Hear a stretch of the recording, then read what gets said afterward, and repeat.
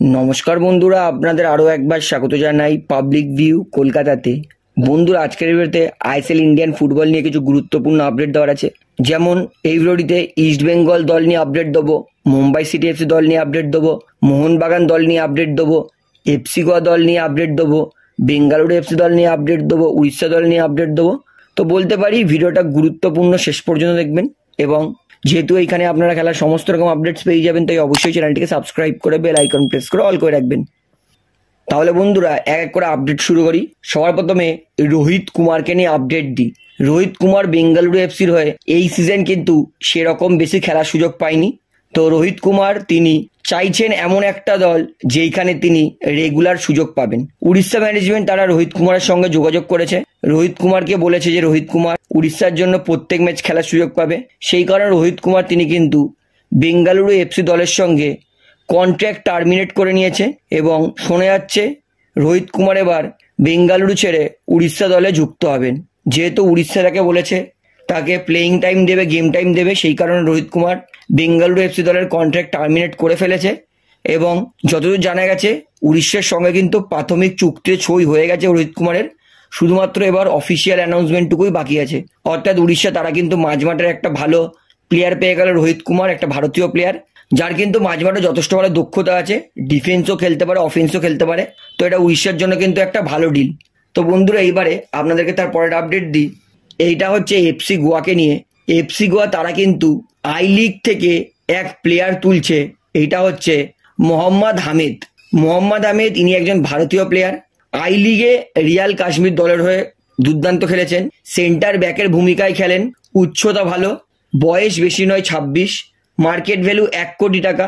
অর্থাৎ বলতে পারি রিয়াল কাশ্মীরের জন্য কিন্তু এই সিজন হামেদ ভালো খেলেছে, তাই এফসি গোয়া তারা কিন্তু মোহাম্মদ হামেদকে অলমোস্ট সই করে নিয়েছে। শুধুমাত্র ট্রান্সফারটুকু খোলা বাকি আছে, অ্যানাউন্সমেন্ট করে অফিসিয়ালি সই করে নেবে এফসি গোয়া মোহাম্মদ হামেদকে। তো এটা কিন্তু এফসি গোয়ার জন্য একটা ভালো ডিল, কারণ মোহাম্মদ হামেদ যথেষ্ট ভালো প্লেয়ার। তো বন্ধুরা এইবারে আপনাদেরকে ইস্ট বেঙ্গল দলের আপডেট দিই। ইস্ট বেঙ্গল তারা কিন্তু রিলায়েন্স ফাউন্ডেশন ইউথ লিগে কিন্তু ফাইনালে প্রবেশ করেছে এবং ইস্ট বেঙ্গল তারা কিন্তু এবার মুখোমুখি হবে পাঞ্জাব এফসি। অর্থাৎ এই পাশ থেকে ইস্ট বেঙ্গল ইউথ তারা কিন্তু 3-3 90 মিনিট ড্র করার পর তারা কিন্তু পেনাল্টি দিয়ে গিয়ে 4-3 জিতে তারা ফাইনালে পৌঁছেছে। তো যারা ফাইনালে প্রবেশ করতে পারেনি এবং যারা ফাইনালে প্রবেশ করেছে সকল তরুণ ফুটবলারদের আমার একটাই কথা থাকবে, তোমরা সবাই চ্যাম্পিয়ন। হ্যাঁ, এটা হতে পারে তোমরা ফাইনালে প্রবেশ করতে পারোনি, কিন্তু তোমরা সবাই চ্যাম্পিয়ন, তোমরা সবাই দুর্দান্ত খেলেছো, নিজের বেস্টটা দিয়েছো। তো দেখা যাক এবারে রিলায়েন্স ইউথ চ্যাম্পিয়ন কোন দল হয়। তো ইস্ট বেঙ্গল তাদের খেলোয়াড়দের কিন্তু মানসিকতার আমি অনেক প্রশংসা করব। তরুণ প্লেয়ার কিন্তু মানসিকতা চরম, কারণ প্রথম হাফে 2-0 বলে হার ছিল, সেই জায়গায় 3-3 ড্র করা, পেনাল্টি দিকে জেতা, আউটস্ট্যান্ডিং পারফরমেন্স করেছে ইস্ট বেঙ্গলের তরুণ খেলোয়াড়রা। তাহলে ইস্ট বেঙ্গল দল আর পাঞ্জাব দলকে কিন্তু অনেক অভিনন্দন, তাদের ইউথ অর্থাৎ তাদের তরুণ ফুটবলাররা দারুণ ফুটবল খেলেছে। তো দেখা যাক ফাইনাল কোন দল জেতে। তো বন্ধুরা এইবারে আপনাদেরকে বিপিন সিং এর একটা আপডেট দিই। মুম্বাই সিটি ম্যানেজমেন্ট তারা কিন্তু ডিক্লিয়ার করেছে যে যদি কেউ বিপিনকে নিতে চায় তাহলে কিন্তু ট্রান্সফার ফি নিয়ে তারা বিপিন সিংকে ছাড়তে রাজি আছেন। অর্থাৎ যেমন লালিংজোলা ছাংটেকে ছাড়বে না এমনটা জানিয়েছে মুম্বাই ম্যানেজমেন্ট, তবে বিপিনকে ছেড়ে দিতে পারে এমনটা কিন্তু মুম্বাই ম্যানেজমেন্ট জানিয়েছে। অর্থাৎ আমি বলবো ইস্ট বেঙ্গল তারা যেহেতু ভালো দল গঠন করার কথাবার্তা বলছে, চেষ্টা চালাচ্ছে, তাই এর থেকে ভালো সুযোগ আর পাবে না ইস্ট বেঙ্গল দল। বিপিন নো ডাউট ইন্ডিয়ান ফুটবলে যথেষ্ট ভালো এই মুহূর্তে ফরওয়ার্ড উইংয়ের প্লেয়ার এবং বিপিন কিন্তু গোল মিস করে না। আমি এইটুকুনি বলতে পারি ইস্ট বেঙ্গল দলে লাস্ট সিজন যেই ভারতীয় প্লেয়ার খেলেছে অ্যাটাকিংয়ে তাদের থেকে অনেক বেটার পারফরমেন্স বিপিন করবে যদি বিপিনকে ইস্ট বেঙ্গল নেয়। দেখুন মহেশ ভালো প্লেয়ার, মহেশ ভালো খেলেছে, কিন্তু বিপিনকে যদি নেয় তাহলে এক পাশ থেকে মহেশ দৌড়াবে, এক পাশ থেকে বিপিন দৌড়াবে। অর্থাৎ ইস্ট বেঙ্গল দলের জন্য কিন্তু এটা আরও বেটার হয়ে যাবে যে তারা যদি বিপিনকে নিতে পারে তাহলে ইস্ট বেঙ্গল আরও শক্তিশালী হয়ে যাবে, এতে এক ফোঁটাও সন্দেহ নেই। এবং ডার্বিতেও সুবিধা হবে, কারণ আমরা জানি বিপিন মোহনবাগানের বিরুদ্ধে কিন্তু গোল করে, তাই বিপিনকে কিন্তু ইস্ট বেঙ্গল নিলে ইস্ট বেঙ্গলের জন্য একটা দারুণ একটা চুক্তি হবে। তাই ইস্ট বেঙ্গল তাদেরকে বিপিনকে নেওয়ার জন্য ট্রান্সফার ফি দিতে হবে 1.5 কোটির কাছাকাছি। তো আমি মনে করি বিপিনের মতো প্লেয়ারকে কিন্তু ট্রান্সফার ফি দিয়ে নিতেই পারে ইস্ট বেঙ্গল, এটা ইস্ট বেঙ্গলের আক্রমণের জন্য কিন্তু অনেক বেটার হবে। তো আমি এটা সাজেশন দিচ্ছি ইস্টবেঙ্গল দলকে, তারা এটা করতে পারে, তাহলে ইস্টবেঙ্গল দল কিন্তু আরো মজবুত হবে।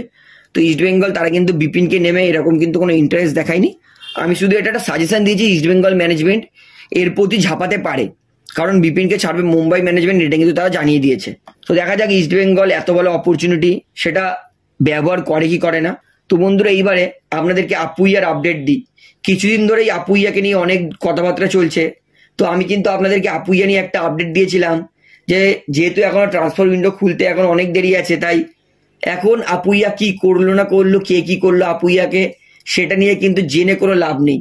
যতক্ষণ অফিসিয়াল হবে ততক্ষণ কিন্তু আপুইয়া যাই করুক সেটার কোনো মানেই হয় না। তো এখনো আপুইয়ার সঙ্গে কিন্তু মুম্বাই ম্যানেজমেন্টের চুক্তি আছে, তাই মুম্বাই আপুইয়াকে ছাড়বে, তার জন্য তারা জানিয়েছে তাদেরকে 2.5 কোটি টাকার ডিল দিতে হবে। মানে এটা বিশাল একটা ট্রান্সফার ফি চাইছে মুম্বাই আপুইয়াকে ছাড়ার জন্য। তো যতদূর জানা গেছে মোহনবাগান আর ইস্টবেঙ্গল তারা দুজনেই কিন্তু আপুইয়াকে নেওয়ার চিন্তা ভাবনা করছে। ইস্টবেঙ্গল তারা আপুইয়াকে নেওয়ার জন্য কন্ট্রাক্ট পাঠিয়েছিল, কিন্তু বর্তমানে মোহনবাগান আপুইয়াকে নেওয়ার জন্য আরো বেটার ডিল পাঠিয়েছে। যতদূর জানা গেছে আপুইয়াকে নেওয়ার জন্য কিন্তু মোহনবাগান দল 18 কোটির কাছাকাছি খরচ করতে পারে 5 বছরের জন্য, কারণ আপুইয়া তার বর্তমান মার্কেট ভ্যালু 2 কোটি 60 লক্ষ টাকা, এবং আপুইয়াকে 2.5 কোটি টাকা ট্রান্সফার দিয়ে ছাড়তে হবে। মানে একটা সিজনে আপুইয়ার জন্য 5 কোটি টাকা খরচ হবে, আর বাদ বাকি 4টে সিজন অর্থাৎ 3-4 ওটার জন্য 3 কোটি টাকা দিতে হবে, অর্থাৎ ওটার জন্য 3 কোটি টাকা অফার করবে মোহনবাগান, অর্থাৎ 12 কোটি আর 5 কোটি 17 কোটি খরচ করবে মোহনবাগান দল আপুইয়াকে নেওয়ার জন্য 5 বছরের চুক্তিতে।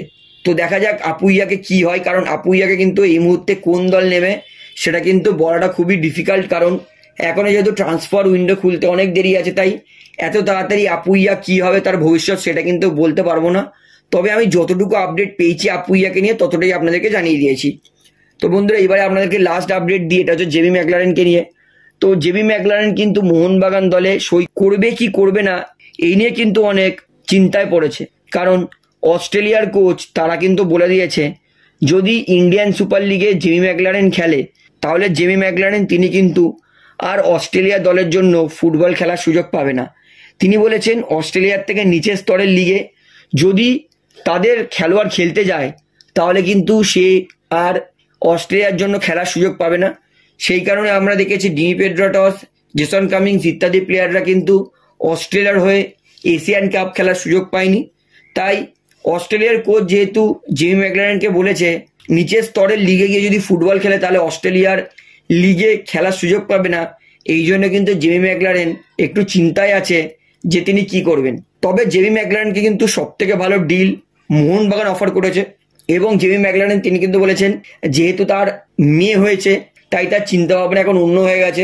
তো দেখা যাক জেমি ম্যাকলারেন তিনি কি করেন। তবে আমি মনে করি এটা কিন্তু অস্ট্রেলিয়ার কোচের বলা একদমই উচিত হয়নি, কোনো একটা লিগকে এরকম করে ছোট করে বলা কিন্তু একদমই অস্ট্রেলিয়ার কোচকে উচিত হয়নি, কারণ অস্ট্রেলিয়ার কোচ ময়দান বইটা দেখেনি।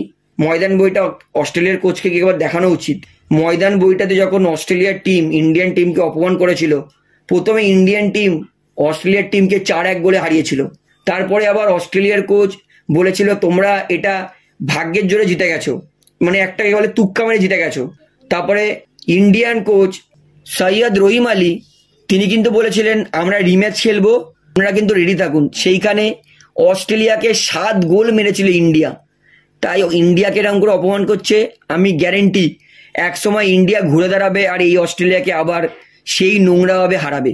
তো আমার কিন্তু কথাটা খুবই গায়ে লেগেছে যে ইন্ডিয়ান সুপার লিগকে ইন্ডিয়ান ফুটবলকে এরকম করে অপমান করেছে। মানছি এই মুহূর্তে ইন্ডিয়ান ফুটবল কমজোর, কিন্তু এরকম করে অপমান ইন্ডিয়ান ফুটবলকে করা উচিত নয়। তো জেমি ম্যাকলারেন বর্তমানে এটাই কিন্তু নিয়ে একটু চিন্তায় পড়েছে যে তিনি আইএসএল এ সুই করবেন কি করবেন না। তো দেখা যাক জেমি ম্যাকলারেন তিনি কি সিদ্ধান্ত নেয়।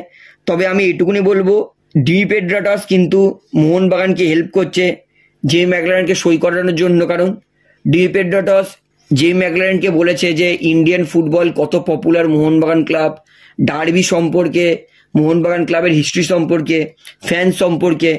তো এত কিছু বলার পরে কিন্তু জেমি ম্যাকলারেন অবশ্যই অনেক উৎসাহ পেয়েছে যে মোহনবাগান দলে সই করতে পারে। তো দেখা যাক জেমি ম্যাকলারেন তিনি কি সিদ্ধান্ত নেয়। তবে আমি মনে করি জেমি ম্যাকলারেন তিনি কিন্তু মোহনবাগান দলে সই করবে, এর সম্ভাবনা কিন্তু 70-80% আপনারা ধরেই নিন। তো বন্ধুরা আজকের আইএসএল আপডেটে এতটাই বলার ছিল। আশা করি ভিডিওটি আপনার ভালো লাগলো।